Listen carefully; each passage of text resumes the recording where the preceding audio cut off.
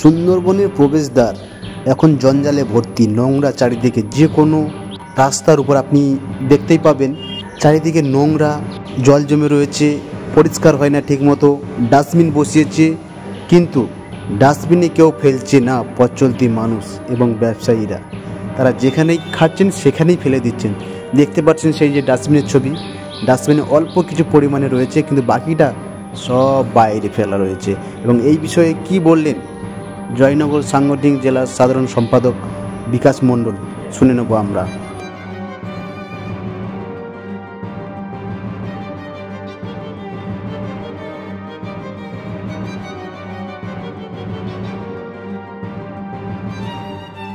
সুন্দরবনের প্রবেশদ্বারকে আমরা একটু পরিষ্কার পরিচ্ছন্ন রাখবো।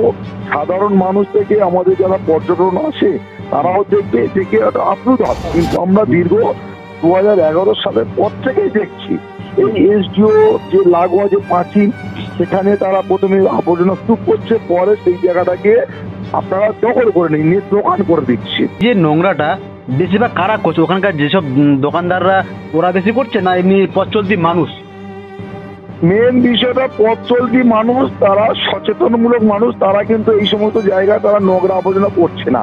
করছে প্রশাসন এবং যারা দায়িত্বে রয়েছে, প্রধান এবং বিধায়ক, তারা যদি ইনিশিয়েটিভ থাকতো যে আমার জঞ্জাল মুক্ত করতে পরিবেশ, সেই জায়গায় তারা কিন্তু দায়িত্ব নিচ্ছে না। নামে বলছে আজকের মিডিয়ার সামনে, ইলেকট্রনিক মিডিয়া, প্রিন্ট মিডিয়ার সামনে যারা করবো, কিন্তু পিছন সাইড দিয়ে তাদের মদত না থাকলে আজকের 2011 সালের পর থেকে কেন এই ক্যানিং বাজার যে সংলগ্ন এলাকাটা, যেখানে প্রশাসনিক একটা ভবন রয়েছে, এসডিও, যেটা ক্যানিং বাসন্তী গোসবাদ যে একটা মধ্যস্থল, এসডিও অফিস, বিডিও অফিস পাশে, এসডিপি অফিস, প্রশাসনিক আধিকারিক আর থানা, এই চারটে আমাদের মূল প্রশাসনিক কেন্দ্র থাকা সত্ত্বেও কেন ক্যানিং বাজারের এই যত ময়লা আবর্জনা স্তূপ আর কেন জল নিকাশির ব্যবস্থা থাকবে না?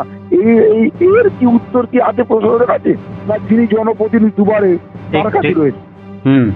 তারা তো দায়িত্ব নেবে, তারা জনগণকে আশ্বাস যে আমরা ভোটে জিতবো, উন্নয়ন করব, আমরা ড্রেনেজ ব্যবস্থা ভালো করব, এখানে যত আবর্জনা চলবে না। কিন্তু তারা কি সেই মুখ্য ভূমিকাটা নিয়েছে? আমরা দেখলাম বিধায়ক সাহেবকে দেখলাম আপনার ওই পানা পরিষ্কার করতে, এক হাত জলে মানে প্যান্ট শুট পরে, বুট পরে পানা পরিষ্কার করছে। এটাই কি নমুনা? আমার জল জমবে, মিডিয়ার সামনে পানা পরিষ্কার করবো আর লোককে দেখা পরিষ্কার করছি, কিন্তু কেন আজকের 11 সালের পথে কেন এই জল নিকাশি পথটা হলো না? ময়লা আবর্জনার জন্য বিধায়ক হয় ডাস্টবিন বসিয়েছে, কিন্তু ডাস্টবিনে ফেলছে না। আমার কথা হচ্ছে, আমি জনগণকে যদি সেইভাবে বলি বা আমি প্রশাসনকে হুইপ জারি করি যে আমার এখানে করতে হবে, সেইটা কি প্রশাসন এখন, সেটা কি বিধায়ক সাহেব দায়িত্ব নিয়েছে? নেয়নি। যার গড়ায় গরদ, তিনি কিনা কাঠমানির উপরে তার নির্ভর করে চলতে হয়।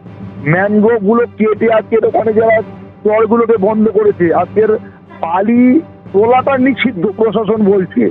আপনি সন্ধ্যা 6টার পথে দেখুন ওখানে মানে কি বলা যায়, হাজার হাজার গাড়ি আজকের তারা বালি তুলে নিয়ে চলে আসছে। প্রশাসন এখান তো বিধায়কের একটা গলতি রয়েছে যে কিনা সরকারি ল্যান্ড গুলোকে ধ্বংস করছে, জমিগুলোকে লুট করে বিক্রি করে দিচ্ছে 4 লাখ 5 লাখ 10 লাখ টাকায়। সে তত আমাদের কাছে রয়েছে, পুলিশের কাছে রয়েছে, বিডিওর কাছে রয়েছে, এসডিওর কাছে রয়েছে। আজকে আমি যদি এখানে আমার গলতি থাকে, তাহলে আমি জনগণের কিভাবে বলবো? আমি নিজে তো করার মধ্যে নিমজ্জিত ডুবে রয়েছে। বিষয়টা এই জায়গাটা রয়েছে। মমতা বন্দ্যোপাধ্যায় যেটা বললেন যে আজকে প্রশাসনিক একটা ভবনে তারা একটা অ্যাওয়ারনেস করলেন যে আমরা হকারদেরকে সরিয়ে দেবো। খুব ভালো উত্তর। আমরা হকারদের সরানোর পক্ষে না, তারা তাদেরকে একটা স্থান দেওয়া হোক, তারা সেখানে বাজার ঘাট বসলে তারা সেখানে জীবিকাও অর্জন করবে, তাদেরও সংসার ধর্ম রয়েছে।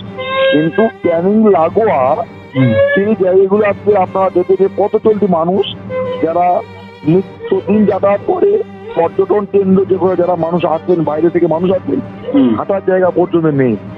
যত ময়লা আবর্জনা রয়েছে আর যেখানে সেখানে দোকান বসে, সেটাকে তো প্রশাসন বিধায়ক যারা তাদের দায়িত্ব নিতে হবে। তারপর তো এখানে সুন্দরবনের প্রবেশদ্বার মানুষ আকৃষ্ট হবে, দেশ বিদেশ থেকে মানুষ আসে সুন্দরবনের টানে, সেই জায়গাটা আজকে আমাদের মতো কিছু গুটিকয় মানুষ যারা আছে আজকে দায়িত্বে, প্রশাসনিক দায়িত্বে, তারা কিন্তু সেই দায়িত্বটা পালন করছে না।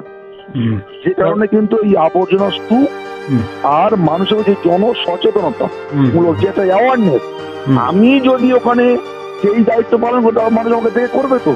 আমি নামকে আসতে ইলেকট্রনিক মিডিয়ার সামনে, প্রিন্ট মিডিয়ার সামনে হ্যাঁ হবে, একটা ফটো তুলে ছেড়ে দিলাম, কিন্তু আলটিমেটলি আমাকে ওখানে প্রত্যেক দিন তাদেরকে দিয়ে করাতে হবে। যারা কিনা আজকে দৈনন্দিন যে জীবনে যারা বিডিও স্টাফ পঞ্চায়েত লেভেলে যারা আছেন তাদেরকে কাজে লাগিয়ে তারা কিন্তু এই বাজারটাকে সুন্দর এই জায়গাটা আজকে আমরা করতে পারি। ঠিক। আমি বিকাশ সর্দার, জয়নগর সাংগঠনিক জেলা সাধারণ সম্পাদক।